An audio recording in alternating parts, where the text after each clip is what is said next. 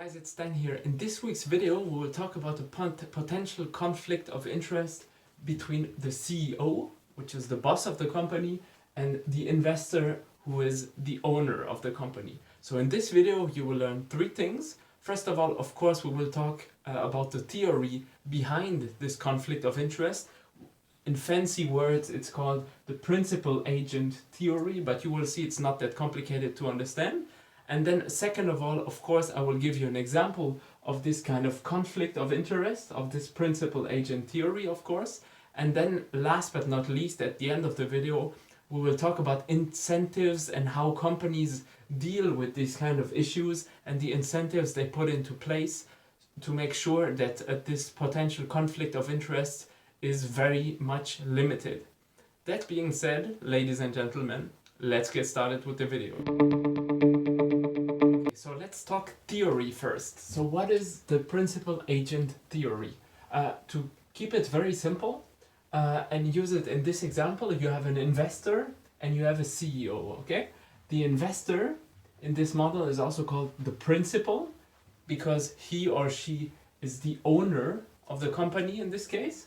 The investor controls everything. They control the capital and they control the voting rights. Let's imagine, keep it very simple. They have 100% of the capital and 100% of the voting rights. So they are the owners here, and so they are the principal. And then you have the CEO, which is also the boss, but which is an employee of the company. And this is what happens. Imagine you are just the investor and you do not want to run the business. In this case, you will mandate a CEO to run the business for you. In this case, he or she, of course, will be your chief executive officer. Executive because he or she executes for the investor, right?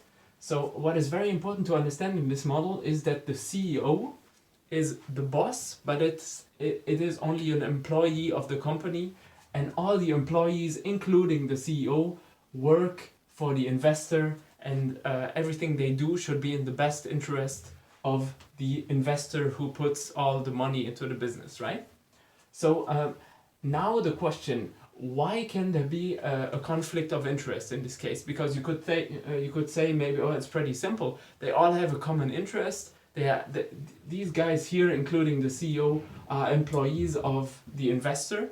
So they should have a common goal. The investor gives them a job, so why should they be kind of a conflict of interest? Well, it depends on the goals.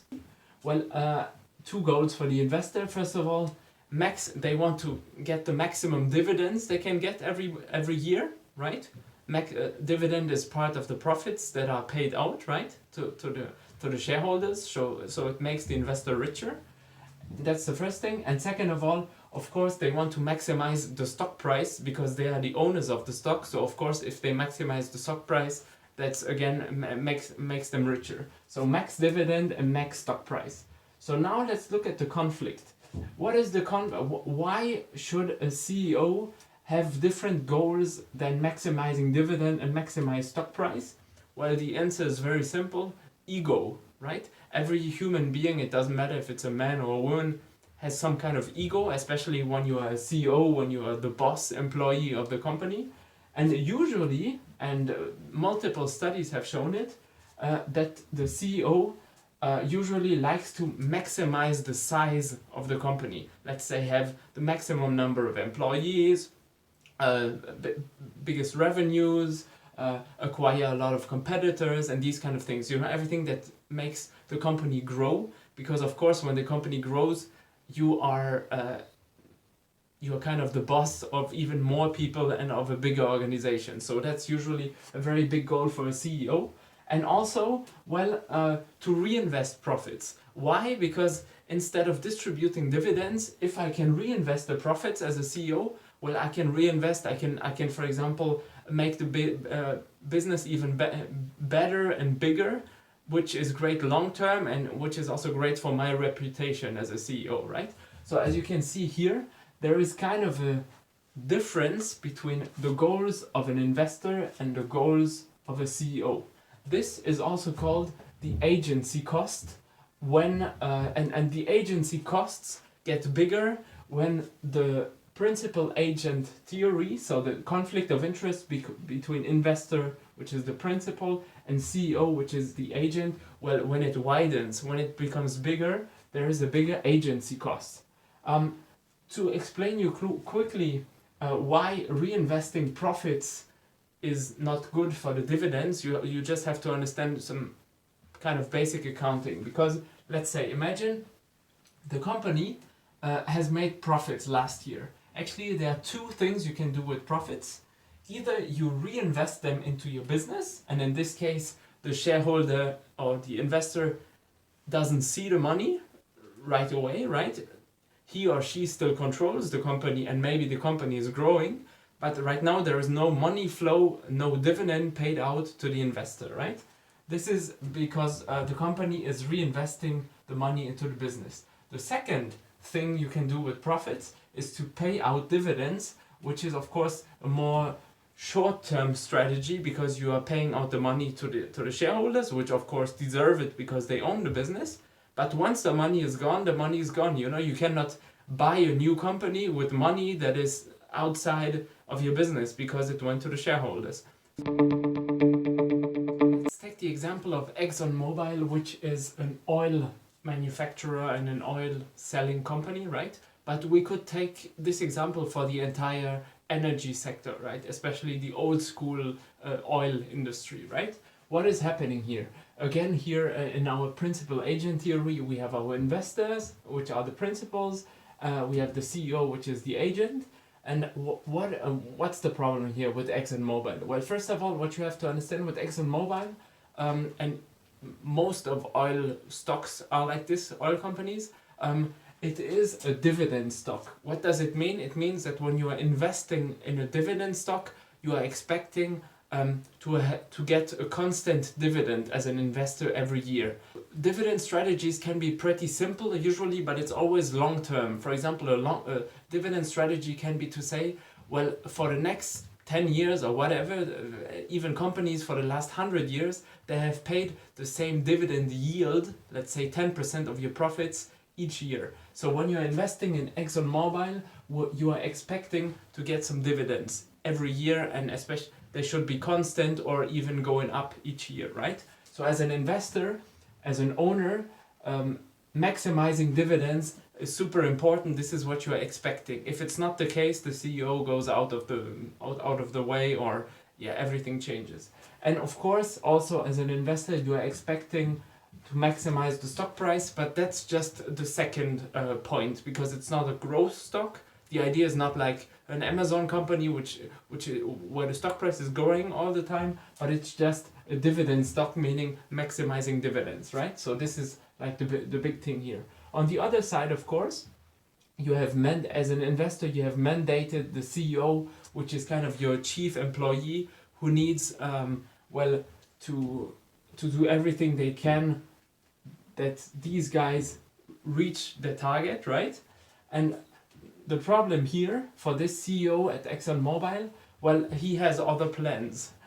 The thing is, actually, he wants to reinvest the profits long term, and to diversify a little bit away from oil, because of course oil is not endless, and as a big oil major company, you somehow have to get into renewables, because at some point, well, renewables will take over, as we all know probably. So as you can see here, there's a huge conflict of interest between these guys who want short-term dividends all the time, and this guy here who wants to reinvest profits long-term because he wants to diversify away. So what is the result of this? Of course, it's a pretty big principal agent theory issue here, so which means that the agency cost is pretty high, because of course there is a lot of friction between the investors and the CEO, because it's kind of two different visions, right?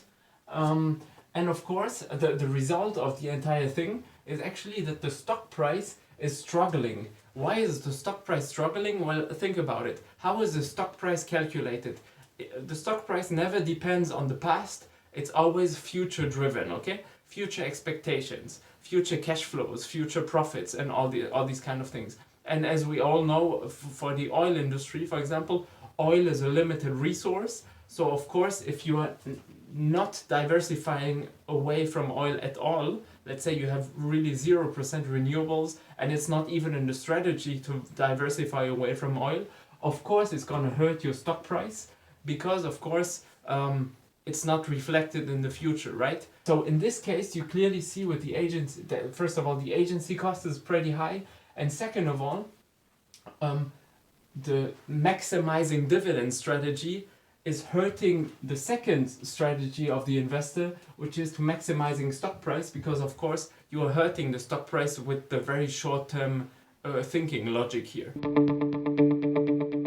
now let's talk about the solution of the problem. How can a company solve it to make the most of the situation?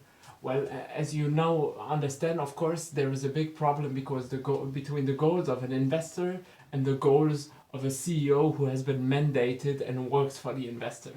So how can all this be solved? Well, the thing is, the big question is, how can you reduce these agency costs, so these costs of friction between these guys and this guy? Well, actually, there are only two ways to do it, or two very good ways to do it in a corporate environment, and it is, of course, to incentivize the CEO, to give him an incentive, him or her, an incentive to work even more for the investor. So how can you do it? Actually, there are two ways. First of all, of course, the famous stock options. What are stock options? Actually, stock options are pretty simple to understand. Imagine you are the CEO, I am the owner, I am the investor. I'm gonna say, you know what, CEO, you are working for me. I want you to have the same goals as me as an investor, so I will give you stock options. In other words, it's pretty simple to understand. The CEO, which is an employee, also becomes a part owner. Okay, he becomes a part owner of the company, so he gets stocks, and if he reaches future targets, let's imagine today the stock price is at $50, and I'm gonna say as an investor, CEO, if today it's at $50, but if the stock price in a year hits $80, you get so much in money, for example, so much as an incentive, right? So much stock options. And maybe in 2 years, if it's at 100, you get so much. So this is, of course, the first very simple and effective strategy is, of course, stock options, because, of course, if the CEO becomes an owner as well, then of course the goals are much more similar here, right? Then the second question is the ego question, because the CEO of course wants to grow the company to a maximum size, let's say maximize revenues, maximize employees, maybe maximize holding companies and these kind of things. So how can you tackle this? Well, in this case, the second solution is called profit sharing. Because in this case, or it can even be cash flow sharing in all the profit metrics. Let's put it like this. What do I mean by that? What does profit sharing mean? Well, think about it. Here, imagine the goal of the CEO is to grow the company to maximum size, let's say maximum revenues.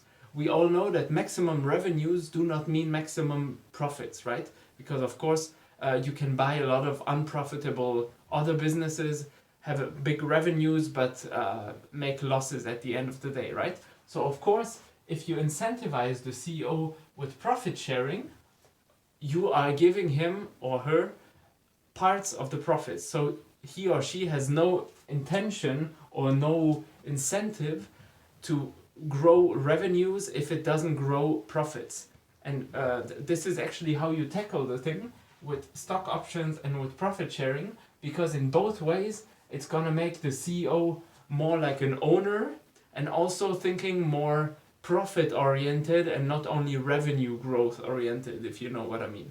Now that you know all that about the principal agent theory, you know the theory, you know you had an example, and also we just talked about the solutions. I wanted to know, do you know maybe companies, or have you worked for companies that were in the kind of similar situation with these kind of issues, and or maybe are you an investor, or are you a CEO and have dealt with these kind of problems in the past?